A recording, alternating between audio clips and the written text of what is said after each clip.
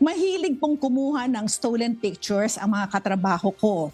Madalas po nilang ginagawang panakot ito o kung minsan naman ay ginagawa pang meme sa social media kahit na walang consent ng taong nasa picture. Kahit po pilitin sila na burahin ito ay ayaw po nila. Pwede po ba silang ireklamo o sampahan ng kaso kung paulit-ulit na po nila itong ginagawa? At upang sagutin po yan, nandito po ang ating panauhing abogado na napakahusay. On the line, we have Attorney Jeffrey Bahita of the MCGI Law Center.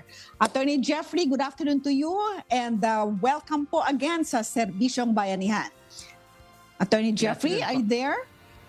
Opo, magandang hapon po sa inyong lahat dyan, Ani and Attorney Dot at sa lahat po ng ating mga taga-subaybay. Opo, ano po yung kasagutan po natin sa rinesent po nating legal na reenactment about taking photos without consent o yung stolen shots pagtapos nilalagay po sa social media? Attorney? Opo, pwede po yung kasuhan.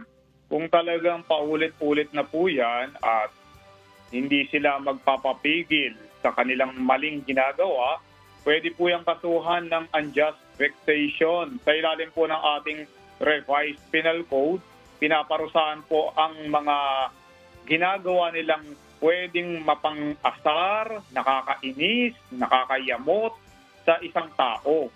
At dahil po gumamit ng social media, yan po ay pwedeng mas tumaas pa ang parusa dahil yan ay makukonsidera bilang cybercrime. Kapag yung pinaparusahan na felony o krimen sa ilalim ng ating revised penal code ay ginawa pamamagitan ng cyber ng ating computer or ng ating mga internet, yan po ay magiging cybercrime. It will be a cyber unjust vexation. Yan po ang pwede nating ikaso dyan sa mga makukulit na nagpo-post ng mga mapang-asar o nakakainis sa isang tao. Very clear ang sinabi ni Attorney Jeffrey Bahita, no? Na hindi po dapat natin ginagawa yan at pwede po kayong mademanda, pwede po kayong magkaroon ng mas mataas na penalty dahil nga po gumamit po kayo ng online. Yes, Miss Annie, you were going to say something? Yes. Halimbawa, attorney, hindi ipinost pero alam mo naman na nire-record ka niya.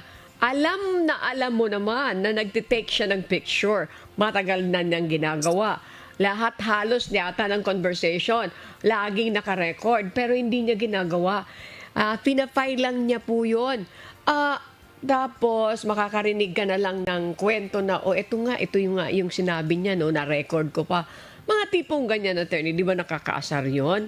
Yan ba kahit na hindi pinosts? Pero mayroon kang naulinigan na ginagawa niya lagi iyan. At kung halimbawa on the spot, pwede ka bang manita ng phone? Ikaw, ito yung ginawa mo. Kanina ka pa nagre-record o nung ating conversation. Pwede bang on the spot kunin mo yun?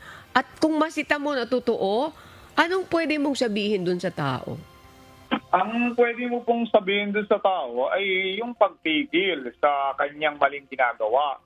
Pero doon po sa pagkuha ng property, halimbawa po ng cellphone, ang palagay ko po dyan, hindi mo pwedeng kunin yung cellphone ng taong yon. Kasi ipinagbabawal po ng ating batas na ilalagay mo ang batas sa sarili mong mga kamay.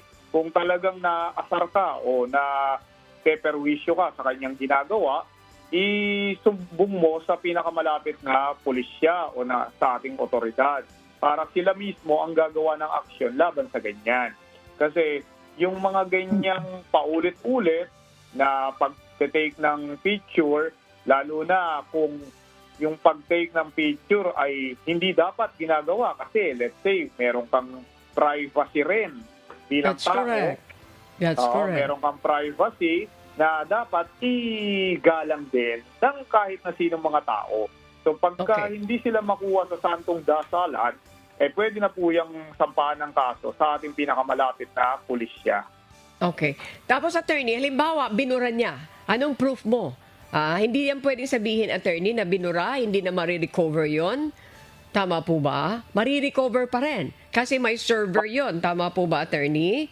Opo. Okay. Posible pong ma-recover yan.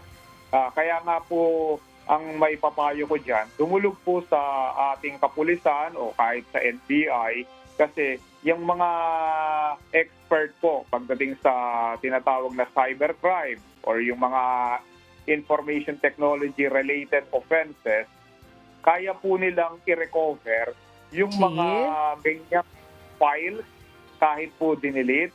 So para mapatunayan na talagang meron silang ginagawa na hindi dapat.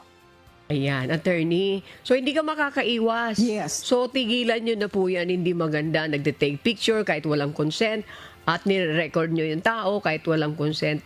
Napaka-unprofessional niyan, Attorney Dot. Isa pa yan. At pag binura nyo at sinasabing Yes. wala na kayo ebidensya, hindi nangangahulugan. Kapag determined yung magsasampa ng kaso, you will be in trouble. Ayan. Thank you so much to you, Miss Annie and Attorney Jeffrey. Ang masasabi ko lang dyan, Miss Annie, kailangan po kapag meron po nag-post po ng inyong photo, lalo na po kung medyo hindi maganda, no? Kunwari, yung damit mo, pinakita na masyadong sexy, etc. Parang pinapalabas na ikaw ay nanghihingi ng sex or whatever. Sa Safe Spaces Act naman yan na mag-fall, no?